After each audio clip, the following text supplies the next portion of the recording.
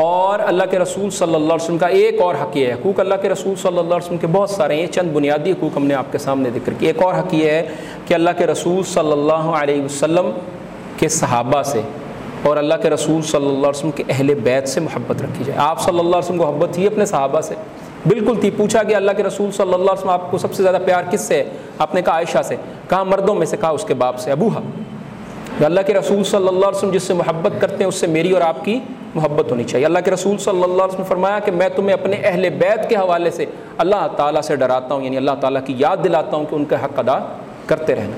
تو اللہ کے رسول صلی اللہ علیہ وسلم کے اہل بیت میں اللہ کے رسول صلی اللہ علیہ وسلم کی بیویاں اور اللہ کے رسول صلی اللہ علیہ وسلم کی اولاد اور اللہ کے رسول صلی اللہ علیہ وسلم کے خاندان کے مخصوص لوگ جو ہیں اس میں شامل ہیں۔ تو ان تمام سے محبت کرنا، اسی طرح اللہ کے رسول صلی اللہ علیہ وسلم کے صحابہ سے محبت۔ کیوں کرتے ہیں ہم محبت؟ اس لیے کہ اللہ کے رسول صلی اللہ علیہ وسلم کو محبت تھی، اس لیے کہ اللہ کے رسول صلی اللہ علیہ وسلم نے کہا لا تسبوا اصحابی، میرے صحابہ کو برا بھلا مت کہو۔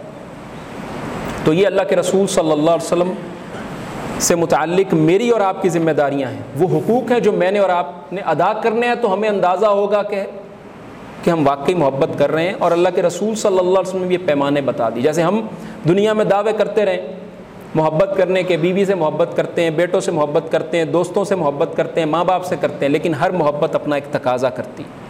جب آپ اس محبت کے کسی پیمانے پر پورا نہیں اترتے، ماں باپ کی بات نہیں مانتے، ان کا خیال نہیں کرتے، بیوی کی ضروریات اور اس کے معاملات کو نہیں دیکھتے، اس سے اظہار محبت نہیں کرتے، تو وہ محبت جو آپ کہتے رہیں جتنی مرضی لیکن عملاً اس کا ثبوت کوئی نہ دے تو وہ محبت تسلیم کہاں کرے گا؟